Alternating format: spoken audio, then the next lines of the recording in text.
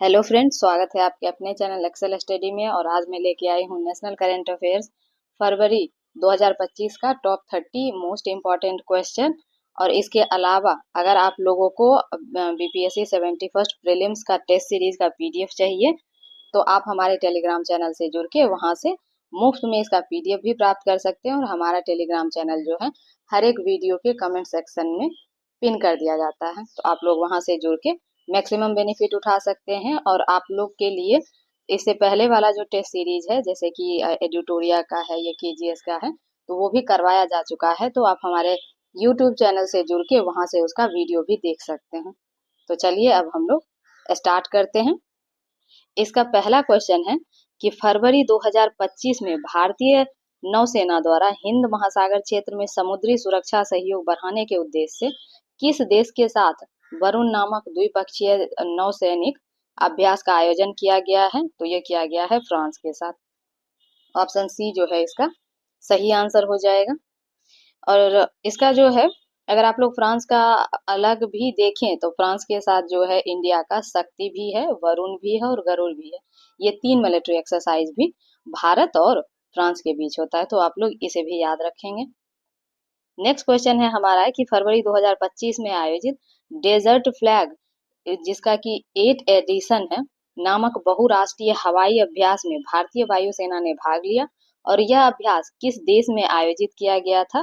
तो यह किया गया था संयुक्त अरब अमीरात में। तो ये रहा इसका आंसर। नेक्स्ट है कि विश्व सामाजिक न्याय दिवस 2025 की थीम क्या थी? तो इसका थीम था सामाजिक न्याय के लिए बाधाओं पर काबू पाना और अवसरों को उजागर करना। ऑप्शन ए इसका सही आंसर है। चलिए नेक्स्ट चलते हैं। नेक्स्ट में है फरवरी 2025 में भारतीय नौसेना ने किस देश के साथ समुद्री शक्ति 2025 नामक द्विपक्षीय नौसैनिक अभ्यास किया? तो यह किया गया है ओमान के साथ। और ओमान के साथ इंडिया की 2 और एक्सरसाइज भी हैं, नसीम अल बहर और अल नागा, तो वो भी आप लोग याद रखेंगे। नेक्स्ट क्वेश्चन है कि फरवरी 2025 में भारत ने किस देश से उन्नत प्रीडेटर ड्रोन की खरीद के लिए एक बड़े रक्षा सौदे को अंतिम रूप दिया है? तो यह प्रीडेटर ड्रोन जो है संयुक्त राज्य अमेरिका का है, यानी कि यूएसए से लिया गया है। चलिए नेक्स्ट चलते हैं। फरवरी 2025 में आयोजित विश्व सतत विकास शिखर सम्मेलन का मुख्य विषय क्या था? तो इसका विषय था कि हमारे सामान्य भविष्य को सुरक्षित करना और सभी के लिए सतत विकास। ऑप्शन बी इसका सही आंसर हो जाएगा। और इसका एक्सप्लेनेशन दिया हुआ है कि विश्व सतत विकास शिखर सम्मेलन WSDS ऊर्जा और संसाधन संस्थान यानी कि टेरी का एक वार्षिक प्रमुख कार्यक्रम है जो फरवरी 2025 में इसका मुख्य विषय हमारे सामान्य भविष्य को सुरक्षित करना और सभी के लिए सतत विकास था, जो वैश्विक चुनौतियों के समाधान पर केंद्रित था। तो चलिए हम लोग आगे देखते हैं। इसमें है कि फरवरी 2025 में किस भारतीय शहर ने अंतर्राष्ट्रीय सरस्वती महोत्सव की मेजबानी की है? तो यह किया गया है कुरुक्षेत्र, हरियाणा के द्वारा। और इसका एक्सप्लेनेशन है कि हरियाणा के कुरुक्षेत्र में फरवरी 2025 में अंतर्राष्ट्रीय सरस्वती महोत्सव का आयोजन किया गया। और यह महोत्सव सरस्वती नदी के महत्व और इसके पुनरुत्थान पर केंद्रित था, जिसमें विभिन्न शैक्षिक और सांस्कृतिक कार्यक्रम भी शामिल थे। नेक्स्ट है कि भारतीय रेलवे ने फरवरी 2025 में अपनी पहली हाइड्रोजन ट्रेन का सफल परीक्षण किस मार्ग पर किया? तो यह अंबाला कुरुक्षेत्र में किया गया है। इसका एक्सप्लेनेशन में दिया हुआ है कि भारतीय रेलवे ने पर्यावरण के अनुकूल परिवहन को बढ़ावा देने के लिए फरवरी 2025 में अपनी पहली हाइड्रोजन ईंधन वाली ट्रेन का अंबाला कुरुक्षेत्र मार्ग पर सफल परीक्षण किया। और यह हरित गतिशीलता की दिशा में एक महत्वपूर्ण कदम है। फरवरी 2025 में किस देश ने पहली बार AI सुरक्षा शिखर सम्मेलन की मेजबानी करने की घोषणा की है? तो यह किया गया है फ्रांस के द्वारा। तो ऑप्शन बी इसका सही आंसर हो जाएगा। और इसमें बोला गया है कि फरवरी 2025 में फ्रांस ने घोषणा की कि वह AI सुरक्षा पर वैश्विक सहयोग को बढ़ावा देने के उद्देश्य से अपना पहला AI सुरक्षा शिखर सम्मेलन आयोजित करेगा। यह तेजी से विकसित हो रही AI प्रौद्योगिकी के संभावित जोखिमों को संबोधित करने की दिशा में एक अंतर्राष्ट्रीय प्रयास है। नेक्स्ट है फरवरी 2025 में केंद्रीय मंत्री गिरिराज सिंह ने भारत टैक्स 2025 का शुभारंभ कहाँ पे किया है? तो यह ग्रेटर नोएडा में किया गया है। और इसमें बोला गया है कि केंद्रीय मंत्री गिरिराज सिंह ने फरवरी 2025 में ग्रेटर नोएडा में भारत टेक्स 2025 का शुभारंभ किया और यह आयोजन भारत के कपड़ा उद्योग को बढ़ावा देने और वैश्विक मंच पर इसकी क्षमताओं को प्रदर्शित करने के लिए था।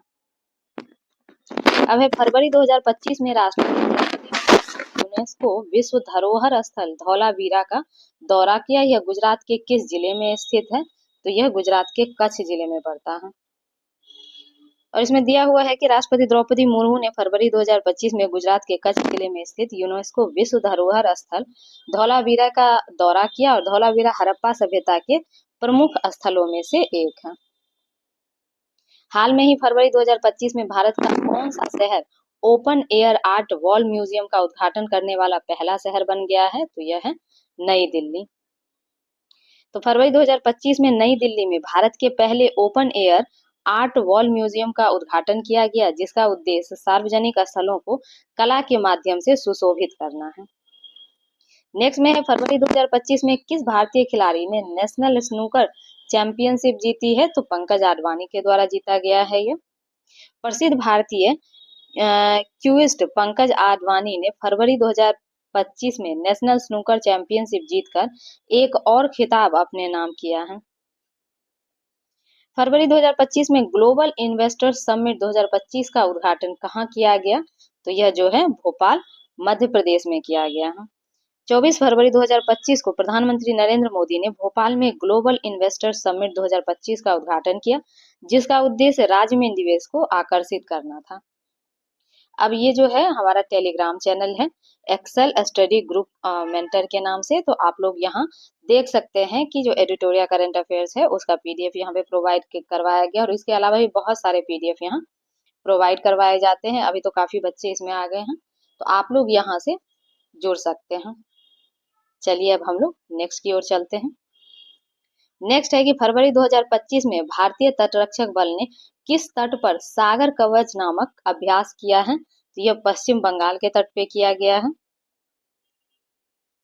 अब है 21-22 फरवरी 2025 को भारतीय तटरक्षक बल ने पश्चिम बंगाल तट पर सागर कवच नामक एक तटीय सुरक्षा अभ्यास किया, जिसका उद्देश्य समुद्री सुरक्षा को मजबूत करना था। फरवरी 2025 में केंद्र सरकार ने परमाणु ऊर्जा मिशन के लिए कितने करोड़ रुपया आवंटित किए हैं? तो इसमें 20,000 करोड़ रुपया जो है अभी परमाणु ऊर्जा मिशन के लिए दिया गया है। फरवरी 2025 में केंद्र सरकार ने परमाणु ऊर्जा मिशन के लिए 20,000 करोड़ रुपया आवंटित किए, जिसका लक्ष्य 2030 तक परमाणु ऊर्जा क्षमता को बढ़ावा देना है। फरवरी 2025 में किस खाड़ी देश ने भारत में 10 बिलियन यूएस डॉलर के निवेश की घोषणा की, जिससे द्विपक्षीय संबंधों में एक महत्वपूर्ण मील का पत्थर साबित हुआ? तो यह जो है कतर में किया गया है। इसमें है कि फरवरी 2025 में कतर ने भारत में 10 बिलियन यूएस डॉलर के निवेश की घोषणा की थी, जो दोनों देशों के बीच मजबूत होते आर्थिक संबंधों को दर्शाता है। अब है नेक्स्ट है क्वेश्चन हमारा कि खेलो इंडिया शीतकालीन खेल 2025 के संबंध में निम्नलिखित कथनों पर विचार करें और उपयुक्त कथन में से कौन सा कथन सही है वो बताना है। तो इसमें पहला स्टेटमेंट है कि इसका समापन 17 फरवरी 2025 को हुआ। दूसरा है कि भारतीय सेना ने कुल 18 पदक, जिसमें 7 स्वर्ण, 5 रजत और 6 कांस्य जीतकर पदक तालिका में शीर्ष स्थान हासिल किया। तीसरा है खेलो इंडिया शीतकालीन खेल 2025 इसमें 23 फरवरी को लेह लद्दाख में शुरू हुआ और 2 चरणों में आयोजित किया गया। तो इसका जो सही आंसर है वो ऑप्शन बी हो जाएगा कि केवल 2 और 3 सही है। तो इसका मतलब है ऑप्शन ए जो है हमारा वो गलत है। तो चलिए देखते हैं एक्सप्लेनेशन क्या है कि खेलो इंडिया शीतकालीन खेल 2025 का समापन 12 मार्च को हुआ था। तो यहाँ 17 फरवरी नहीं बल्कि 12 मार्च होगा, न कि 17 फरवरी। शेष कथन जो है ये दोनों सही है। भारतीय सेना ने शीर्ष स्थान हासिल किया और यह खेल जो है लेह लद्दाख में शुरू हुआ था। नेक्स्ट की ओर चलते हैं। रामसर पुरस्कार 2025 जीतने वाली पहली भारतीय कौन बनी है? तो यह है जयश्री वेंकटेशन। तो ऑप्शन सी जो है सही आंसर है। जयश्री वेंकटेशन रामसर पुरस्कार 2025 जीतने वाली पहली भारतीय बनी है। यह पुरस्कार आर्द्र भूमि संरक्षण के क्षेत्र में उनके योगदान के लिए दिया गया है। फरवरी 2025 में किस भारतीय राज्य ने देश के पहले कांच के पुल यानी ग्लास सी ब्रिज का अनावरण किया, जो एक पर्यटन स्थल के रूप में विकसित किया जा रहा है? तो यह जो है तमिलनाडु में अभी बनाया गया है। तो तमिलनाडु के मुख्यमंत्री ने फरवरी 2025 में कन्याकुमारी में भारत के पहले कांच के पुल का उद्घाटन किया, जो विवेकानंद रॉक मेमोरियल और विवेकानंद मंडपम को जोड़ता है। फरवरी 2025 में विश्व खाद्य पुरस्कार 2025 से किसे सम्मानित किया गया है और किस क्षेत्र में उनके योगदान के लिए? तो यह पुरस्कार जो है मंगरिएला हंगरिया को दिया गया है, जैविक नाइट्रोजन स्थिरीकरण के क्षेत्र में काम करने के लिए। तो विश्व खाद्य पुरस्कार 2025 से माइक्रोबियल मंगेरिएला हंगरिया को जैविक नाइट्रोजन स्थिरीकरण और रासायनिक उर्वरक के उपयोग को कम करने वाली सूक्ष्म जीव प्रौद्योगिकियों के विकास में उनके अग्रणी योगदान के लिए सम्मानित किया गया है। तो यहाँ जो है ऑप्शन बी इसका सही आंसर है। चलिए अब हम लोग नेक्स्ट की ओर चलते हैं।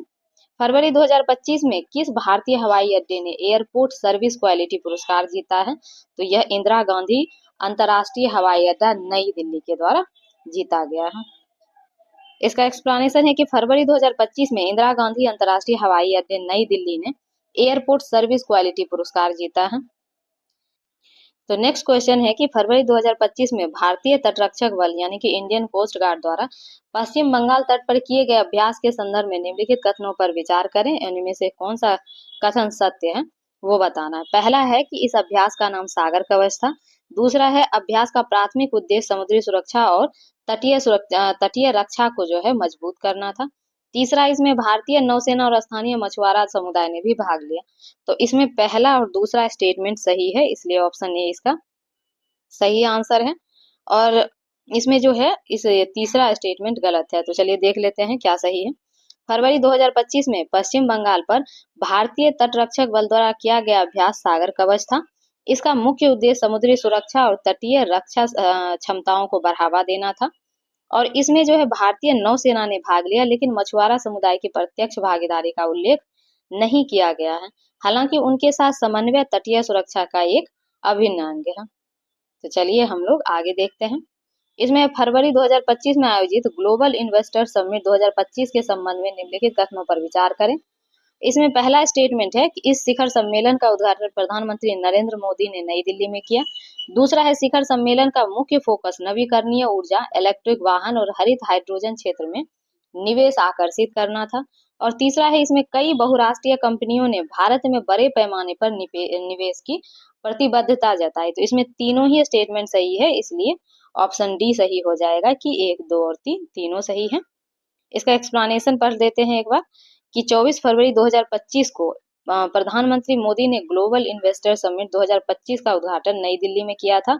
और यह शिखर सम्मेलन विशेष रूप से नवीकरणीय ऊर्जा, इलेक्ट्रिक वाहन और हरित हाइड्रोजन जैसे भविष्य के क्षेत्रों में निवेश आकर्षित करने पर केंद्रित था, जिसमें कई बड़ी कंपनियों ने अपनी रुचि और निवेश की प्रतिबद्धता व्यक्त की थी।